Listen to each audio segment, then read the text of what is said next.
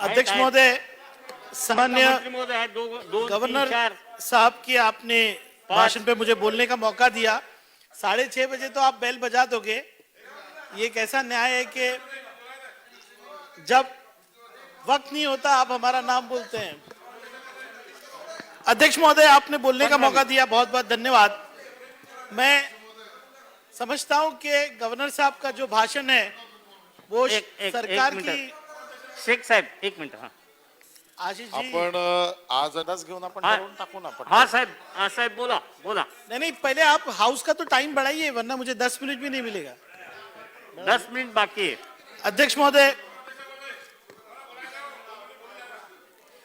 महोदय, आपने मुझे त्यांना गवर्नर सुरू के कर- भाषण पे त्यांचं बोलने का संपूर्ण मौका दिया, आपण बोला. धन्यवाद। मैं समझता हूं कि 2 मिनट. गवर्नर का जो भाषण होता है वो सरकार की तरफ से सरकार की पॉलिसी, उपलब्धि, मैं शेर भी बोलूंगा आशीष जी, उपलब्धि। अध्यक्ष महोदय, अगर आप देखेंगे तो यहां पर भाषण जब शुरू किया है गवर्नर साहब ने तो महापुरुषों के नामों से शुरू किया है। और जब मैं ये नाम पढ़ रहा था तो छत्रपति शिवाजी महाराज से लेके तो भारत रत्न बाबा साहेब आंबेडकर जी का भी नाम लिया गया। जिस प्रिंसिपल पे ये सरकार है, महाविकास अघाड़ी की सरकार, मैं समझता हूं कि यहां पर भारत रत्न मौलाना आजाद का नाम लेकर भारत रत्न मौलाना आजाद के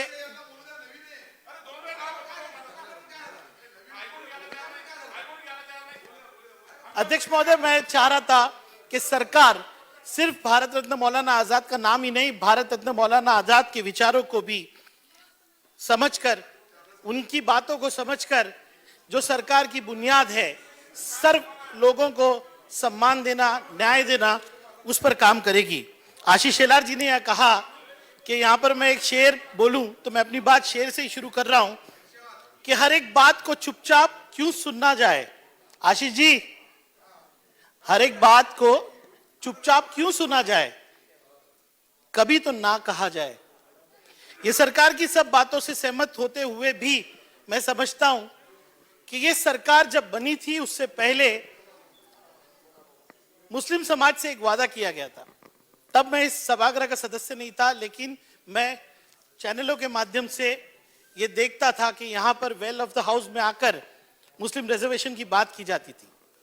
मैं आपसे निवेदन करूंगा कि सरकार क्योंकि इस भाषण के माध्यम से अपनी नीतियों को साफ करती है, तो सरकार ये भी साफ करे कि 5% रिजर्वेशन, जैसे अमीन पटेल जी ने आज कहा कि 5% रिजर्वेशन मुसलमानों के अंदर जो बैकवर्ड है उनके लिए, मैं कहूंगा उनके लिए नहीं, समझ जो हाईकोर्ट ने ऑर्डर दिया है कि 5% रिजर्वेशन मुसलमानों को एजुकेशन में मिलना चाहिए, वो मिलना चाहिए।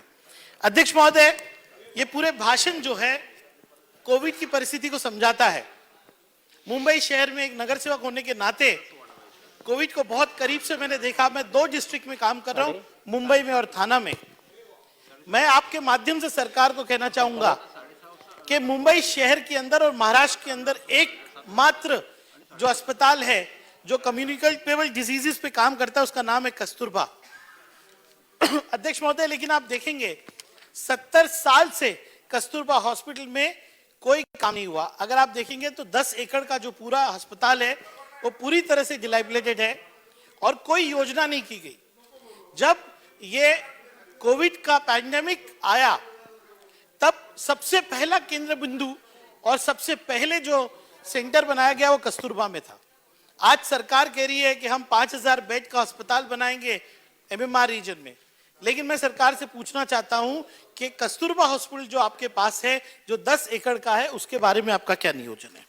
अध्यक्ष महोदय, सरकार की बात सही है कि चाहे बीएमसी हो, चाहे सरकार के माध्यम से, चाहे भिवंडी के अंदर हमारे कर्मचारी हो या पुलिस के कर्मचारी हो, सबने फ्रंटलाइन में काम किया, कई लोग अपनी जान भी गंवा चुके हैं।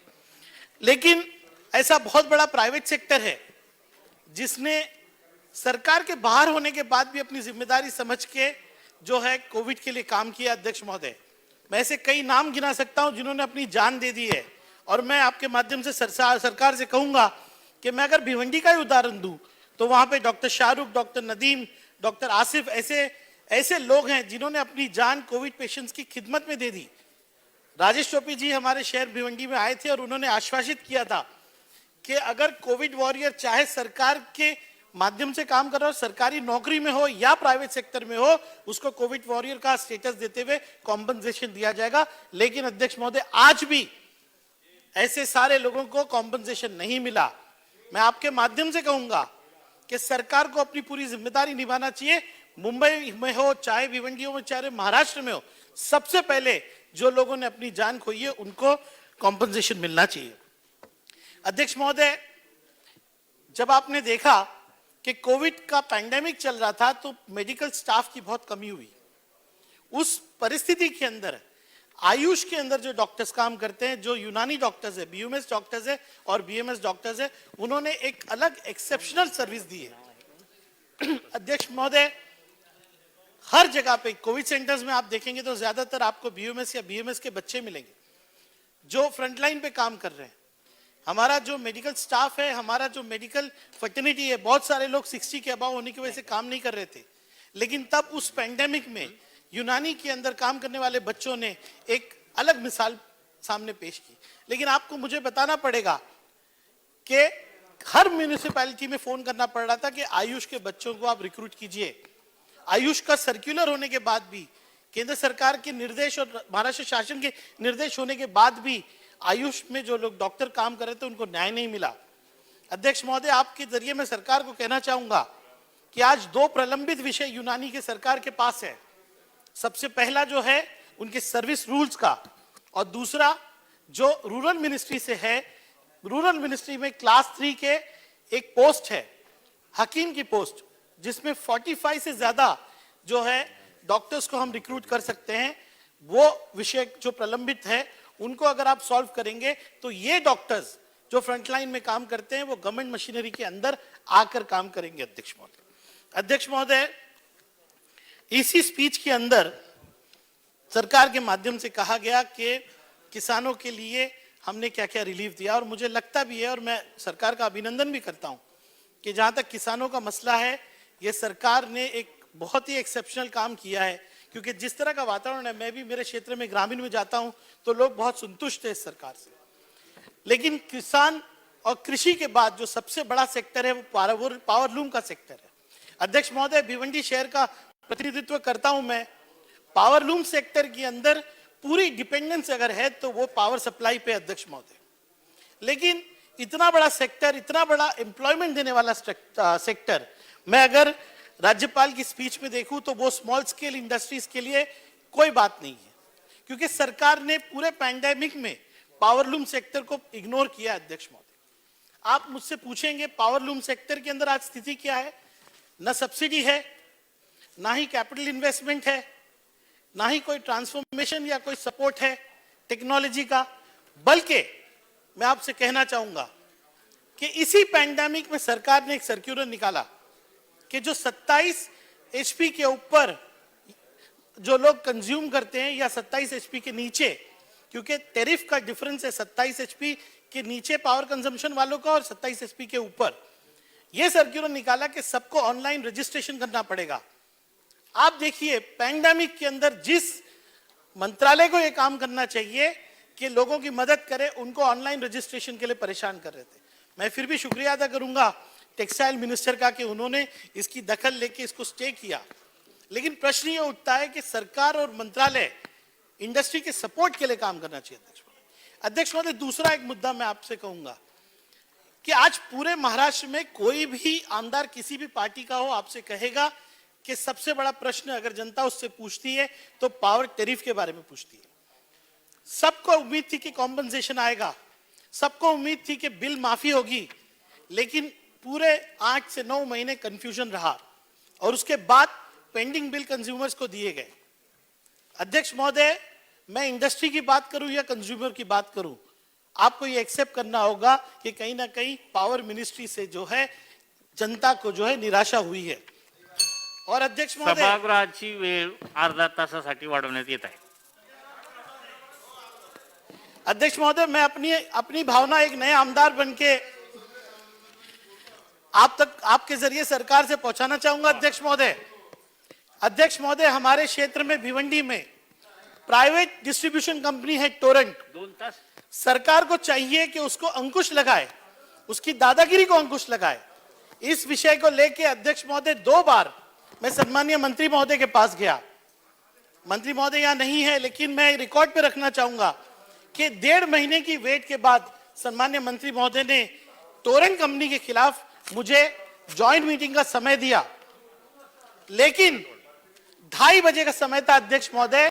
6 बजे मुझे इन्फॉर्म किया गया, मेरे साथ मेरे क्षेत्र भिवंडी के नागरिक थे, मुझे 6 बजे इन्फॉर्म किया गया कि ये मीटिंग नहीं हो सकती।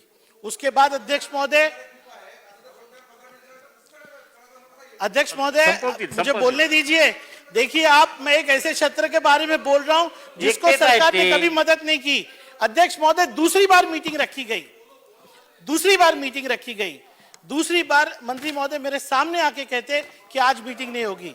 अध्यक्ष महोदय, मुझे बताइए कि मैं अपने क्षेत्र में जाकर क्या जवाब दूं कि महाविकास आघाड़ी की सरकार जिसको हमने समर्थन दिया है, वो हमारे विषयों के ऊपर, ऊर्जा के विषयों के ऊपर मीटिंग के बाद मीटिंग लगा के कैंसिल करती है। आशीष जी, मैं सहमत हूं आपसे कि यहां पर इस सदन में अगर मंत्री महोदय के पास कोई रीजन हो तो यहां पर मुझे रिप्लाई दे कि 2 बार मीटिंग लगाने के बाद 1.5 महीने के बाद क्यों कैंसिल होती है। अध्यक्ष महोदय, जिस दिन मुझे लगेगा ना कि बीजेपी की सरकार नहीं आएगी, मैं समर्थन निकालूंगा। समाजवादी पार्टी ने अगर महाविकास आघाड़ी को समर्थन किया है तो सिर्फ बीजेपी को रोकने के लिए किया है। हम कितना भी लड़ेंगे, आपस में लड़ेंगे, लेकिन आपको फायदा होने नहीं देंगे। अध्यक्ष महोदय, देखिए, हम इसी सरकार में रह के लड़ेंगे, आपके सपने कभी पूरे होने नहीं देंगे। आप कितना भी कह लीजिए, अब यहां से वहां आप नहीं आ पाओगे। अरे अगले चुनाव क्या 10 बार और चुनाव हो जाए ना, तो हमारी जितनी ताकत है हम आपको यहां से वहां नहीं आने देंगे। अध्यक्ष महोदय,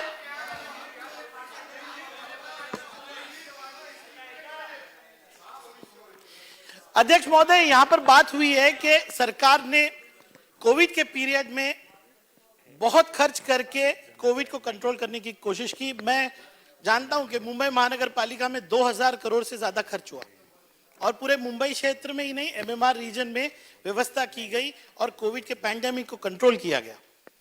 लेकिन अध्यक्ष महोदय, टेंजिबल एसेट कोई नहीं बना। आज 2000 करोड़ का हमने किया क्या? सैनिटाइजर खरीदे, मास्क खरीदे। आज जो इंफ्रास्ट्रक्चर क्रिएट होना चाहिए, मैं अगर मुंबई शहर की बात करूं ना अध्यक्ष महोदय, 5,500 करोड़ के ऑनगोइंग टेंडर है।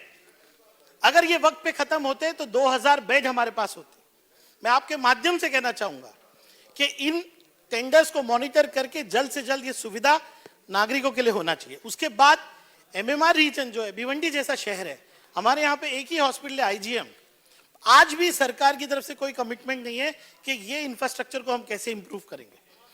मैं आपके माध्यम से सरकार से मांग करूंगा कि इस राज्यपाल जी के भाषण में सरकार ने ये वादा करना चाहिए था कि बजट का कम से कम 6 से 8 तक का हम जो है कमिटेडली हेल्थ केयर को देंगे।